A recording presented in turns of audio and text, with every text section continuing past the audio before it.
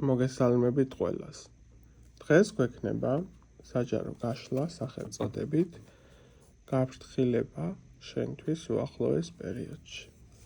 კონკრეტულად, რაც საჭირო არის, რომ უახლოეს პერიოდში იცოდეთ, რა მხრივ უნდა გაფრთხილდეთ, რაზე უნდა იყოთ მეტად ორიენტირებული, მივიღოთ არსებული ინფორმაცია. პირადი კონსულტაციებისთვის მეკავშირდებით Facebook-ის ან Instagram-ის გვერდზე. ასევე შეგახსენებთ, რომ ენერგო ბალანსირებისთვის შეგიძლიათ გამოიწეროთ ჩემი არხი, კომენტარი მოწონება, გაზიარება. მოდით ვნახოთ უახლოეს პერიოდში რას უნდა უფრთხილდეთ. პირველი ვარიანტი, მეორე ვარიანტი, მესამე ვარიანტი. არსებული ვიდეო არის იმ მომენტიდან აქტიური, როდესაც ნახავთ.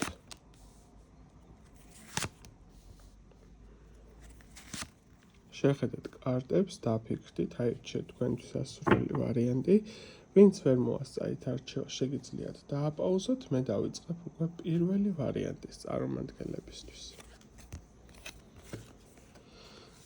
უახლოეს პერიოდში უფრო მეტად უნდა გამოიჩინოთ სიფრთხილე ადამიანებთან, რომლებიც თითქოს რაღაცა მომენტში კარგი კუთხით გიდგებიან, ხო, რაღაცა მომენტში თითქოს კარგად გელაპარაკებიან. რეალურად ნებისმიერი ვარდის უკან დგას ეკლები, ხო? ნებისმიერ ვარდს აქვს ეკლები. რეალურად შესაძლებელი არის გააქტიურდნენ შენ ცხოვრებაში ადამიანების კატეგორია, რომლებიც ზედმეტად კეთილგანწყობილი გამოვლინებები ჰქონდეთ შენთან მიმართებაში, აი რამდენად ზრუნავენ შენზე, რამდენად კარგი უნდა შენთვის, მაგრამ რეალურად ესე არ იყოს. რეალურად შენ უახლოეს პერიოდში უნდა მეტი სიფრთხილე გამოიჩინო ადამიანებთან კომუნიკაციის კუთხით. არ გქონდეს ნდობის ფაქტორი. ნაკლებად იყავი ორიენტირებული სხვის მიერ შესრულებულ საქმიანობაზე. ეცადე რომ ყველაფერი შენით გააკეთო. უფრო მეტად უნდა გამოიჩინო საკუთარ თავში თვითრწმენის მდგომარეობა, რომ არ მისცეს სხვებს უფლება რაღაც მომენტებში შენზე მანიპულირება განახორციელონ, შენზე ზემოქმედება განახორციელონ. აქ ასევე მიჩვენებს, რომ შესაძლებელი არის ზედმეტად ეცანო შენ ურთიერთობებში ჩარევის სიტუაციას გარშემოყოფება, ხო? ასე რომ ძირითადი კომუნიკაციების კუთხით უნდა იყოს შენთვის სიფრთხილის მდგომარეობა. მეორე მომენტი, რა კუთხითაც უნდა იფრთხილო, ასევე მიჩვენებს, რომ ასე თქვათ, ის ეჭვები, რაც შეიძლება ადამიანის მიმართ ჰქონდეს, ეცადე რომ დროულად გადაამოწმო და არ ჰქონდეს მარტო ეჭვების პოზიციაში გატოვებული. რეალურად შენი ინტუიცია და შენი ეჭვები ძირითად შემთხვევაში მართლდება ხოლმე და მართალი ხარ სიტუაციურად, მაგრამ შენივე მტერი არის შენივე საკუთარი თავის ურწმუნო მდგომარეობა. მეტად ირწმუნე საკუთარი თავის. როგორც კი საკუთარ თავს შენ აიყვან მაქსიმალურად ხელში და მეტად დაიჯერებ თავის საკუთარი შესაძლებლობების, მერე უფრო მეტად წინსვლის მდგომარეობა გექნება. აქ სიფრთხილის მომენტი არის კიდევ ერთი ის, რომ დაუჯერე საკუთარ თავს. თუ საკუთარ თავს არ დაუჯერებ შინაგან შეგრძნებების მდგომარეობას, უფრო მეტად იქნები წაგებულ პოზიციაში. ასევე ძალიან დიდი მნიშვნელობა მიაქცია სიზმრების მდგომარეობას. სიზმრებში ვისთან კომუნიკაციობ და ვისთან ხვდები რაზე სიტუაციურად, იმიტომ რომ ძალიან ხშირად შესაძლებელია სიზმრებში მოდიდნენ კონკრეტული სახის ენერგიები, რომლებსაც ჰქონდეს შენთან ინტერესი, ასე რომ ეცადე რომ მათ დაგებულმა ხელში არ გაება.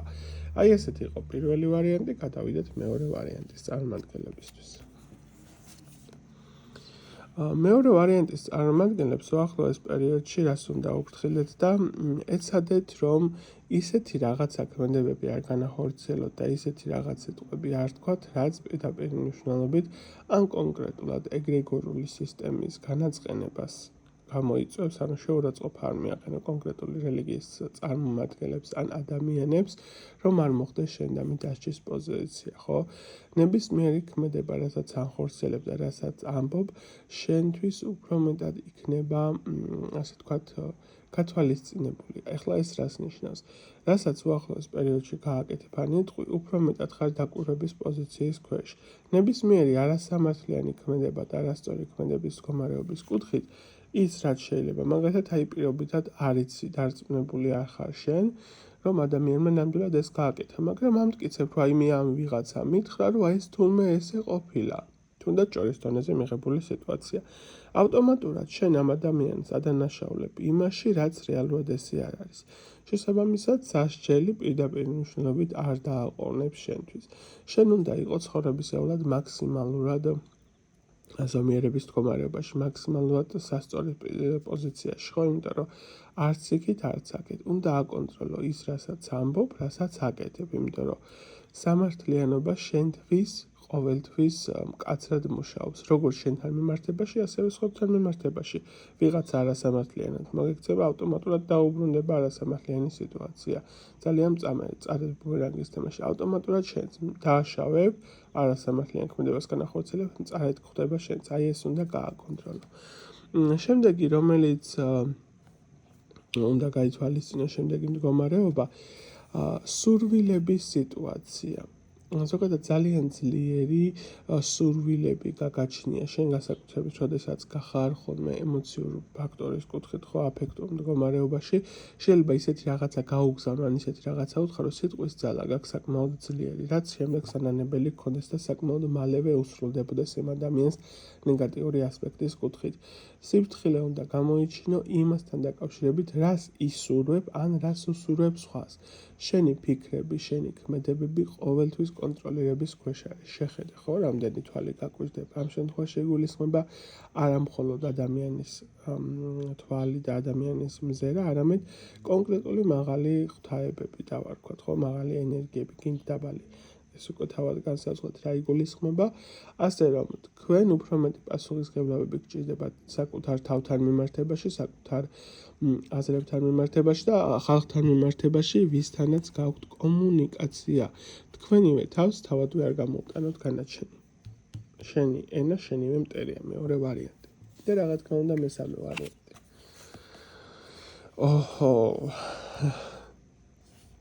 მესამე ვარიანტი ცოტა უფრო მეტად გავშავდით, ხო? მესამე ვარიანტი საკმაოდ გააქვს ისეთი ენერგია, მოდი ესე ვიტყოდი, მძიმე ენერგია იმ თვალსაზრისით, რომ ძალიან ძლიერი თვითპროგრამირების უნარი გაგაჩნია. განსაკუთრებით ნეგატიურ ასპექტში, რაღაცა ერთი თუ მოეშვები სიტუაციური კუთხით და ჩავარდები გარკვეული სახის დეპრესიაში, ან რაღაცა ისე თუ არ გამოვიდა, მერე всё, იქ უკვე თემას ამთავრებ, ატრიალებ სიტუაციებს და თავადვე იპროგრამებ თავს უარესობისკენ. აი აქ რასაც მიჩვენებს, შენ უნდა გააკონტროლო შენი მენტალური მხარე, თვითპროგრამირებას უნდა მოეშვა სიტუაციურად. წინააღმდეგ შემთხვევაში შენ უბრალოდ საკუთარ თავს შეიძლება იმ დონეზე დააკომპლექსო და იმ დონეზე დააპროგრამო, რომ თვითონვე შენივე თვითპროგრამირებით გაანადგურო საკუთარი თავი. აქ უფრო მეტი ყურადღება უნდა მიაქციო შენ აზრებს, რომელიც თავში გიტრიალებს. მეორე მომენტი, რა კუთხით უნდა გამოიჩინო სიფრთხილე. მაქსიმალურად ეცადე, რომ არ მოხდე ისეთ ადგილებში, სადაც საჭირო არა. აი მაგალითად, ზედმეტად არ მოხდე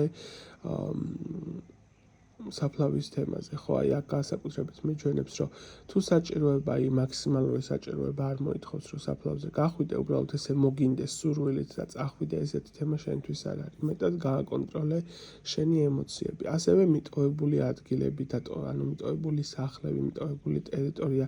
აი ესეთ ადგილებში ეცადე, რომ მეტად არიდო თავი, იმიტომ რომ რატომღაც გააქვს ესეთი უნარი, მოდი ესე ვთქვათ, რომ პილასოსივით შეისრუტო ეს უარყოფითი ენერგიები, ნეგატივები, მოდი ესე ვთქვათ, ხო?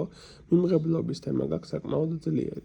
მით უმეტეს, როდესაც ემოციურად ხარ ნეგატიური ფიქრებით, უფრო ადვილად იზიდავ მსგავს რაღაცას და შემდეგ შეიძლება ეს ყველაფერი აისახოს შენ ძლოვან სისტემის მდგომარეობაზე. უახლოეს პერიოდში უფრო მეტი სიფრთხილე გამოიჩინე ტრავმების კუთხით და ძლოვანი სისტემის კუთხით. ასევე მეტად უფრთხილდი თავის არეში. შესაძლებელი არის გქონდეს, ასე ვთქვათ, გარკვეული სახის თავის არეში სიმძიმეები ან თავის ტკივილები. ეს ყველაფერი ხდება იქიდან გამომდინარე, რომ სიტუაციურად შენ ზედმეტად ბევრს ფიქრობ, ზედმეტად ბევრ რაღაცას ხარ სიტუაციურად მოდებული და აი უკვე ვეღარ გაგიგია საით როგორანაირი კუთხით იმოქმედო. აქ ძირითადად არის თვითპროგრამირების პროგრამა. ამ თვითპროგრამირების კუთხით შეგიძლია საკუთარი თავი ან ააშენო, ან მიწასთან გაასწორო პირდაპირ მნიშვნელობით. ნეგატიური აზრები მოიშორე, მაქსიმალურად იყავი ორიენტირებული იმაზე, რომ უკეთესი თემისთვის ხარ მზად და არა ის, რომ რაღაცა ერთხელ არ გამოგივი და მე ხელი ჩავიქნიო. აი ესეთი იყო სამივე ვარიანტის არსებული სიტუაციები, დამიწერეთ, რამდენად ახლოს იყო თქვენთან, რამდენად გეცნოთ არსებული სიტუაციები. მოწონება, კომენტარი, გაზიარება ენერგობალანსირებისთვის არ დაგავიწყდეთ. პირადი კონსულტაციებისთვის მიკავშირდებით Facebook-ს ან Instagram-ის გვერდზე. ნახვამდის მომავალ შეხვედრამდე.